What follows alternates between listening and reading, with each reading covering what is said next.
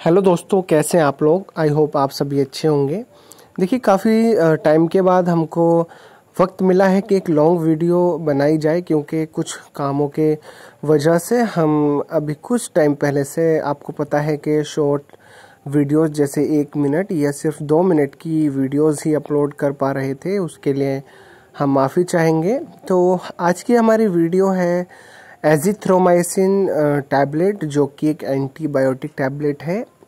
Antibiotic का मतलब होता है, एंटी मीन्स अगेंस्ट, मतलब किसी चीज़ के खिलाफ। एंटीबायोटिक मतलब बैक्टीरिया के खिलाफ जो दवाई काम करती है उसको हम एंटीबायोटिक बोलते हैं। एंटीबायोटिक मेडिसिन एजिथ्रोमाइसिन, थ्रोमाइसिन के जो ग्रुप्स होते हैं वो मैक्रोलाइड और ब्रॉड स्पेक्ट्रम और बैक्टीरियोस्टैटिक, ये इस ग्रुप की मेडिसिन है। ब्रॉड स्पेक्ट्रम एंटीबायोटिक जो कि gram positive and gram negative, जो कि 2 तरीके के बैक्टीरियाज होते हैं, gram positive and gram negative. तो कुछ एंटीबायोटिक्स ऐसे होते हैं जो सिर्फ ग्राम पॉजिटिव बैक्टीरिया पर ही वर्क करते हैं, और कुछ एंटीबायोटिक्स ऐसे होते हैं जो ग्राम निगेटिव बैक्टीरिया पर वर्क करते हैं। लेकिन जो एजिथ्रोमाइसिन एंटीबायोटिक दवाई है वो ग्राम पॉजिटिव और ग्राम निगेटिव दोनों ही पर एक्ट करती है, दोनों बैक्टीरियाज पर काम करती है। जो तीसरा है बैक्टीरियोस्टैटिक, बैक्टीरिया की प्रोटीन सिंथेसिस को ये रोकता है। बैक्टीरिया की प्रोटीन सिंथेसिस जब रुकेगी तो बैक्टीरिया की ग्रोथ कम हो जाएगी, रुक जाएगी। तो मतलब जो बैक्टीरियोस्टैटिक है ये बैक्टीरिया की प्रोटीन सिंथेसिस को रोककर बैक्टीरियल ग्रोथ को रोकती है। तो ये कुछ जो छोटे छोटे काम जो इसमें दिखाए गए कि ये किन चीज़ों में जो है ये gram positive gram negative bacteria पर काम करती है, और बैक्टीरिया की प्रोटीन सिंथेसिस को रोककर बैक्टीरियल ग्रोथ को रोकती है। तो ये बताया गया है कि ये बैक्टीरिया को काम करने से किस तरीके से रोकती है। नेक्स्ट हम देखेंगे कि ये किस तरीके के बैक्टीरियल इन्फेक्शन में वर्क करती है।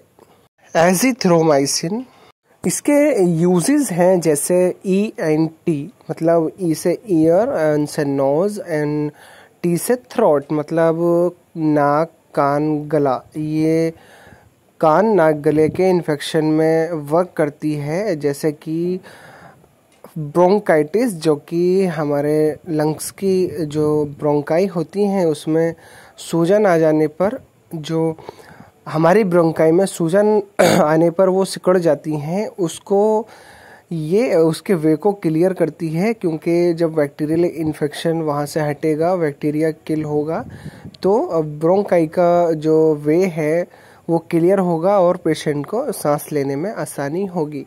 नेक्स्ट है निमोनिया।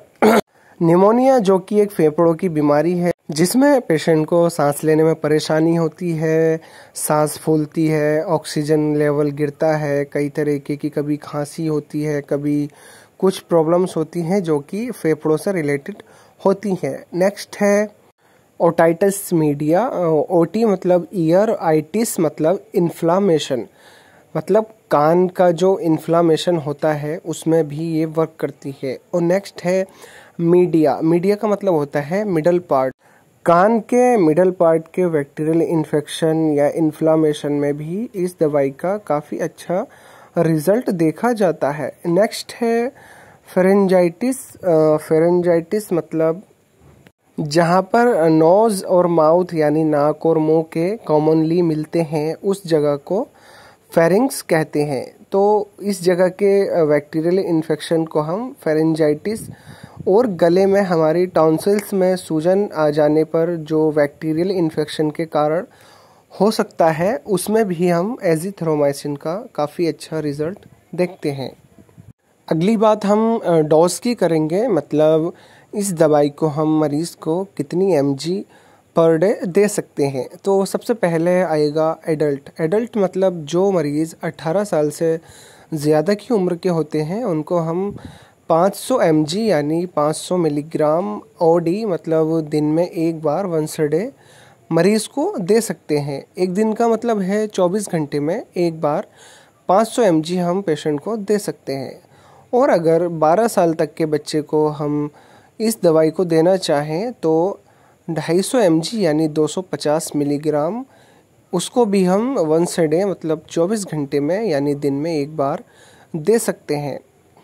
हम इसका एक ग्राफ देख सकते हैं ये ब्लैक पॉइंट में। तो इसमें जो ये ग्राफ बनता है इसका क्या दर्शाता है, ये जो दवाई है एजिथ्रोमाइसिन ये 500 mg 24 आवर्स यानी 24 घंटे के लिए ये काफ़ी होती है। फॉर एग्ज़ाम्पल अगर हम पेशेंट को अगले 12 घंटे में ही दूसरी 500 mg की टैबलेट खिला देंगे तो उसका असर हमको अगले 24 घंटे बाद ही होना स्टार्ट होगा, क्योंकि 24 घंटे के लिए 500 mg एजिथ्रोमाइसिन हमारी बॉडी के लिए काफ़ी होती है। उसी का रिज़ल्ट अगले 24 घंटे तक आता रहता है, इसलिए वो दूसरी डोज को जो काम करने का समय देगी वो 24 घंटे के बाद ही देगी। उसी तरीके से बच्चे में जैसे अगर हम उसको 250 mg अभी और 250 mg 12 घंटे के बाद दें तो उससे भी कोई फ़र्क नहीं पड़ेगा। उन 24 घंटे के अंदर पेशेंट को सिर्फ 250 या 500 mg का ही असर जितना उसको मिलना है वही मिलेगा। तो सबसे पहली बात यही रहेगी कि चाहे एक दिन का कोई बच्चा हो या फिर कोई एजेड पर्सन हो, एडल्ट पर्सन हो, उसको किसी भी तरीके की कोई भी परेशानी हो तो डायरेक्टली अपने डॉक्टर से कांटेक्ट करें।